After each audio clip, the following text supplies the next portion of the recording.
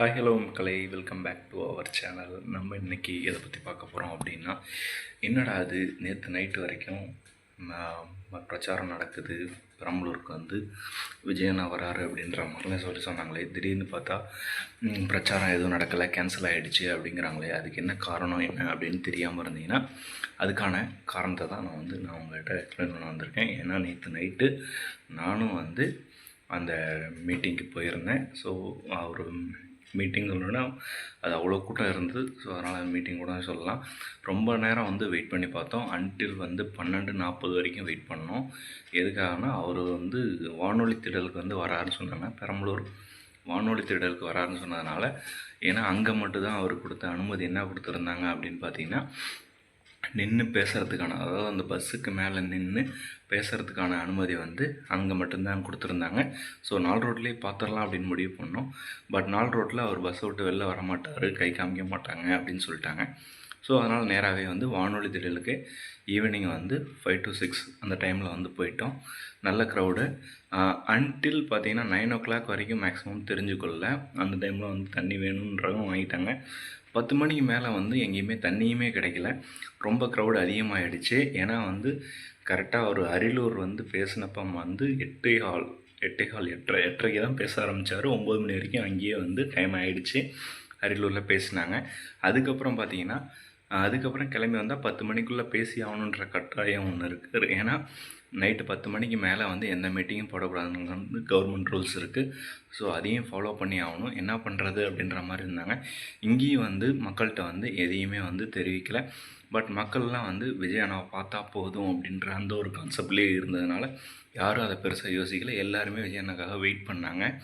அவர் வந்து பார்த்திங்கன்னா 8:30 மணிக்கு வந்து அரியலூரில் வந்து பேசி முடிச்சுட்டு 8:30 மணிக்கு வந்து அரியலூரில் 8:30 மணிக்கு பேச ஆரம்பித்து 9 மணிக்கு பேசி முடிச்சிட்டாரு.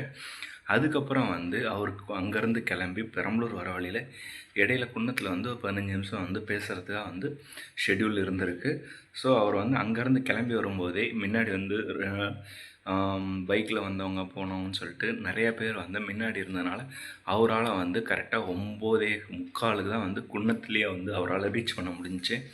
9:45னா 9:45, அவர் வந்து 9:50 அந்த ரேஞ்சில் வந்து ரீச் ஆனதுனால அவர் குன்னத்துலேயுமே வந்து யாருக்கிட்டையுமே எதுவுமே பேச கிடையாது. அவர் ஜஸ்ட் வந்து மேலே வந்து கை அசைச்சார் அப்படின்றது மட்டும்தான் வந்து நியூஸ் கிடச்சிச்சு. அங்கேயுமே அவர் பேச கிடையாது. ஏன்னா வந்து அன்டில் 10 ஆக போகுது அப்படிங்கிறதுனால அங்கேயுமே அவர் முன்னாடியே வந்து அதை ஸ்டாப் பண்ணிட்டார். அரியலூர் பேசினது தான் அவர் கடைசியாக பேசினது. அதுக்கப்புறம் வந்து குன்னத்தில் அவர் பேச கிடையாது. குன்னத்தில் பஸ்ஸு நிப்பாட்டி அது மேலே ஏறி எல்லாத்துக்கும் டாட்டா காமிச்சார் அப்படின்ற மாதிரி தான் ஃப்ரெண்டு சொன்னாங்க. ஏன்னா அவங்க தான் அங்கே இருந்தாங்க. நான் அதுக்கப்புறம் வந்து நியூஸில் பார்த்த வரைக்குமே அதுதான் இருந்தது. அதுக்கப்புறம் பார்த்திங்கன்னா பெரம்பலூரில் ரொம்ப நேரம் வெயிட் பண்ணிகிட்டு இருந்தோம். நாங்களும் வந்து ஒரு நியூஸ் சேனல் பக்கத்தில் தான் இருந்தோம்.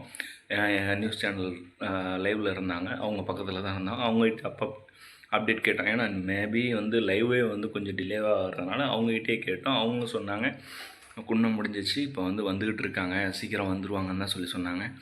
இதில் என்ன பிரச்சனை அப்படின்னா வந்து ஒரு வண்டி வரத்துக்கு முன்னாடியே வந்து ஒரு 50-100 பைக் வந்து கூடிய ஒரு சிலர்லாம் அரியலூர்லேருந்தே வந்து ஃபாலோ பண்ணிட்டு வந்தாங்க அப்படின்ற மாதிரிலாம் சொல்கிறாங்க. கூடயே வந்ததுனால அவரால் வந்து அவ்வளோ ஸ்பீடாக வந்து பெரம்பலூர் வந்து ரீச் பண்ண முடியலை. குன்னமே வந்து 9:45 to 10 மணி ஆகிடுச்சு.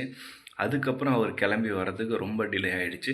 11 மணிக்கு தான் அவர் வந்து 4 ரோடே வந்தார். 4 ரோடு வந்துட்டு 11:15 11:30 வாக்கில் வந்து அங்கேருந்து ஸ்லோ மூமெண்ட்டில், அதாவது 4 ரோட்லேருந்து புது பஸ் ஸ்டாண்டு வரத்துக்கு 12 மணி ஆகிடுச்சு.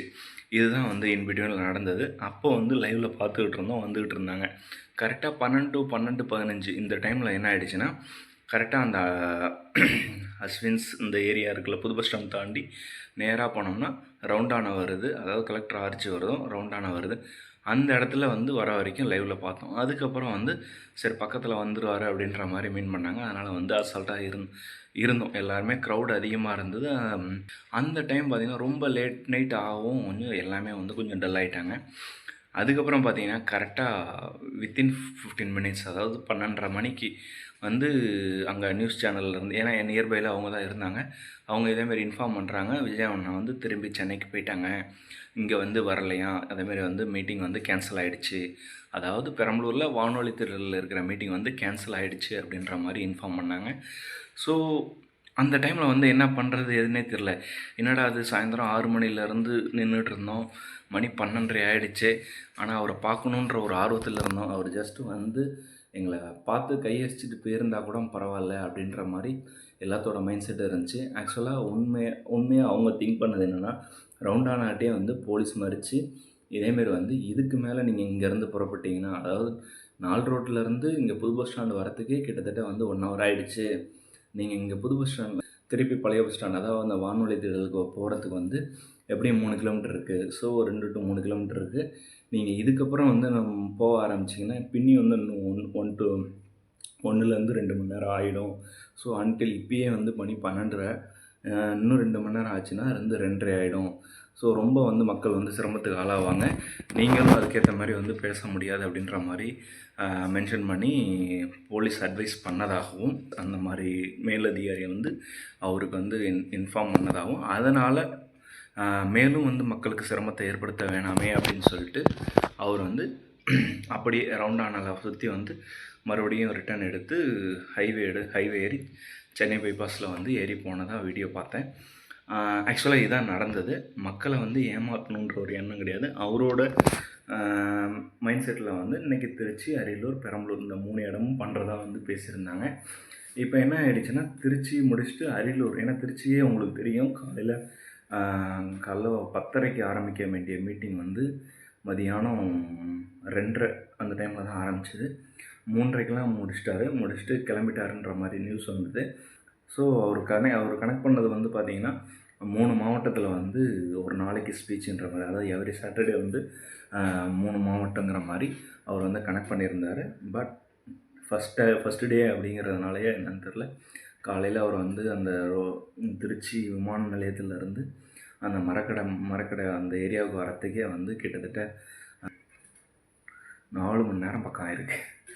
ஏன்னா அதெல்லாம் ரொம்ப பெரிய ஏரியா, ரொம்ப க்ரௌடு, அதனால் வந்து ரொம்ப டைம் எடுத்துக்கிச்சு. என்ன ஒரு ஆதங்கம்னா, திருச்சி அதாவது பெரம்பலூரில் ஆர்ச் வரைக்கும் வந்துட்டு நம்ம உள்ளுக்கு வராமல் போயிட்டாரே அப்படின்ற மாதிரி எல்லாத்துக்கும் ஒரு ஆதங்கம் இருந்தது. இருந்தாலும் மேபி நம்மளோட இதையும் கன்சிடர் பண்ணி அவங்க என்ன பண்ணியிருக்காங்க அப்படின்னா, நீங்கள் வந்தீங்கன்னா இன்னும் 2 மணி நேரம் டைம் எடுத்துக்கும், அதுக்கப்புறம் எல்லாருமே வீட்டுக்கு போகணுன்னா காலைல 5 மணி ஆகிடும். ஸோ வந்து இது பாசிபிளே இல்லை. அதனால் வந்து 2வது 10 மணிக்கு மேலே வந்து விஜய் அண்ணா வந்து பேசவும் கூடாது, பேசினா அதுக்கான ஆக்ஷன் எடுப்பாங்க. ஸோ அதனால் வந்து அதையும் அவர் அவாய்ட் பண்ணிட்டாருன்னு சொல்லலாம். வந்து கையாட்டிட்டு போகிறத விட நெக்ஸ்ட்டு டைம் வந்து ஃபுல்லாகவே பேசினார் அப்படின்னா இன்னும் நம்மளுக்கு ஃபுல்ஃபில்லாக இருக்கும். ஸோ பெரம்பலூர் மாவட்டத்துக்கு அவர் என்னென்னலாம் பண்ணலாம், என்னெல்லாம் பண்ண வேண்டியதை பண்ணாமல் இருக்காங்க அப்படின்ற மாதிரி அவர் எல்லாம் சொல்லுவார். இதை புதுசாக வந்து பெரம்பலூர் மாவட்டத்துக்குன்னு என்ன அவங்க வந்து குறிக்கோள் வச்சுருக்காங்க, செய்வாங்க அப்படின்ற மாதிரிலாம் வந்து ஏதாவது சொல்லுவாங்கன்னு சொல்லிட்டு தான் கண்டிப்பாக பார்க்கவே போனோம். வானொலி தேடலுக்கு போயிட்டு இப்போ வீட்டுக்கு வந்தாச்சு. ஸோ ரீசன் வந்து இதுதான். நைட்டு 10 மணிக்கு மேலே அவரால் பேசக்கூடாது. அவரால் இல்லை, எந்த கட்சியுமே வந்து நைட்டு 10 மணிக்கு மேலே பேசக்கூடாது, மீட்டிங் வந்து இருக்கக்கூடாது. ஆனால் நம்ம பெரம்பலூரில் அன்டில் 12:40 வரைக்கும் செம்ம க்ரௌடு இருந்தது. அதை வந்து யாருமே இல்லைன்னு சொல்ல முடியாது. எல்லா நியூஸ் சேனலும் வந்து கவர் பண்ணியிருக்காங்க. நீங்கள் கண்டிப்பாக வந்து நியூஸ் சேனலில் பாருங்கள். நான் வந்து லைவ் வீடியோவில் பார்த்தீங்கன்னா 12:40க்கு வந்து எடுத்து போட்டிருக்கேன். ரிட்டன் வீட்டுக்கு போகும்போது வந்து ரொம்ப மன கஷ்டமாக இருக்குது, இதேமாரி பார்க்க முடியாதனால அப்படின்னு போட்டிருப்பேன். அதுவும் வந்து கண்டிப்பாக நீங்கள் பாருங்கள், உங்களுக்கும் பிடிக்கும். விஷயம் இது ஒன்று தான். கட்சிக்காரவங்க, அதாவது கட்சி மீட்டிங் வாட்டெவர், நைட்டு 10 மணிக்கு மேலே எதுவுமே வந்து பேசக்கூடாது, அதுக்கான ஆக்ஷன் வந்து எடுப்பாங்க. ஸோ அதனால் வந்து அதை அவங்க அவாய்ட் பண்ணிட்டாங்க. 2வது, இதுக்கு மேலே ஏற்கனவே வந்து மணி 12:30 ஆகிடுச்சு. இதுக்கு மேலே இன்னும் அவர் உள்ளுக்கு போனாங்கன்னா இன்னும் 2 மணி நேரம் ஆகும். ஸோ ஃபுல் அண்ட் ஃபுல் வந்து பிளாங்க் ஆகிடும் அப்படிங்கிறதுனால இன்றைக்கி இதை அவாய்ட் பண்ணிட்டாங்க. ஸோ யார் மேலேயும் எதுவும் வந்து குத்தம் சொல்ல முடியாது. ஏன்னா வந்து அவங்க பர்மிஷன் கேட்டது ஈவினிங் 5 o'clock நைட்டு அன்டில் 12:40 வரைக்குமே யாரும் எங்களை வந்து எதுவும் வந்து செட்டப்பும் பண்ணல. இருந்த வரைக்கும் எல்லாமே அமைதியாக தான் இருந்தோம். அண்ணா வருவார், பார்த்துட்டு போகலான்னு.